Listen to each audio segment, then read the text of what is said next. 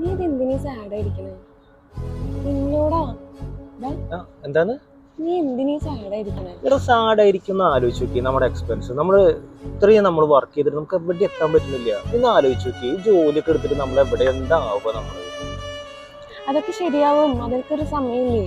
Positive ചിന്തിക്കേ. എനിക്ക് തോന്നുന്നില്ല. നമ്മുടെ കുഞ്ഞമ്പൊക്കെ മോന് മമ്മൂട്ടിയൊക്കെ ഉണ്ടല്ലോ, എന്തിട്ട് ആളൊക്കെ അവസ്ഥ. ഇവിടെ വന്നിട്ട് രാവിലെ വൈകുന്നേരം വരെ വർക്ക് ചെയ്യുന്ന തിരിച്ച് തോന്നുന്നില്ല നമ്മൾ നന്നാവും. എല്ലാവർക്കും ഒരുപോലെ ആവണമെന്നില്ലല്ലോ. എനിക്ക് പ്രതീക്ഷയില്ലല്ലോ. എന്തെങ്കിലും വേറെ ബിസിനസ് കണ്ടെത്തണം, വേറൊരു വഴിയില്ല. മച്ചാനെ, എന്താണ് പ്രശ്നങ്ങള്? കാര്യമായിട്ട് ചർച്ചയാണല്ലോ ഇവിടെ നിന്ന്. ഒന്നുമില്ലടോ. എന്തോ കാര്യമായിട്ട് ചർച്ചയാണ്. ഈ കാര്യം പറയടോ. ഒന്നുമില്ലടോ.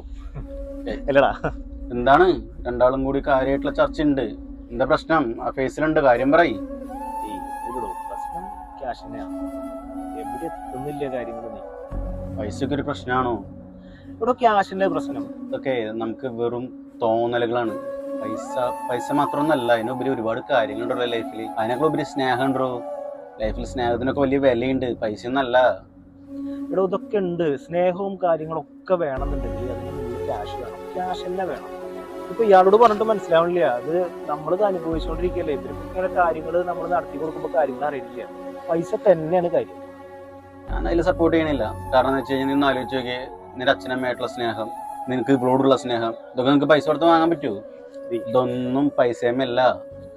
കുട്ടി, ഇത് നമ്മൾ ആർഗ്യ ചെയ്തിട്ട് കാര്യമില്ല. അതിന്റെ കാര്യം തന്നെയാണ്. തനിക്ക് ഇങ്ങനെയൊക്കെ പറയാം, പക്ഷെ പൈസ തന്നെയാണ് കാര്യമുള്ളത്.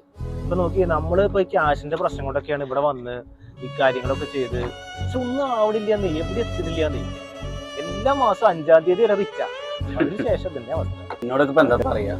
ഒരു കാര്യം ചെയ്യ്, നിങ്ങൾ രണ്ടാളും ഈ കാര്യങ്ങൾ പറഞ്ഞിങ്ങനെ ആർഗ്യ ചെയ്തിരുന്നോ? നമുക്ക് ചെറിയ ചെറിയ കുറച്ച് പണികളുണ്ട്. എന്നാ ശരി. ശരിയെന്നാ. കേട്ടില്ലേ? പൈസ എന്നല്ല, സ്നേഹവും കുറച്ച് സന്തോഷങ്ങളാണ് ഏറ്റവും വലുത്. പൈസ വരും പോവും. അറിയാം അവനെ. ആ പോണ സാധനല്ലേ, ആ കാണുന്ന ബിൽഡിംഗ് ഉണ്ടോ? അവന്റെ അപ്പന് ഇതുപോലത്തെ വേറെ ഒരുപാടുണ്ട്. അവനും ഉണ്ട്. അവരൊക്കെ പൈസയുടെ മുകളിൽ കിടന്നുറങ്ങുന്ന ആൾക്കാരോട് പോകും. അവർക്ക് ഇതും പറയാതിനപ്പുറം പറയാം. ഈ പൈസ തന്നെയാണ് വലിയ കാര്യം. അവനെ പോലെ പൈസ ഉള്ളവർക്ക് വലുത് സ്നേഹവും മണ്ണങ്കട്ടൊക്കെ ആയിരിക്കും. നമ്മളെപ്പോലെ ദാരിദ്ര്യം പിടിച്ച ആൾക്കാർക്ക് പൈസ ഇല്ലാണ്ട് ഒരു പരിപാടി നടക്കില്ല. സാമ്പത്തികമായിട്ടുള്ള ഒരു അടിത്തറയില്ലെങ്കിൽ പ്രണയവും ഇല്ല, പെങ്ങളുമില്ല, ചങ്ങാത്തവും ഇല്ല, ഒന്നുമില്ല.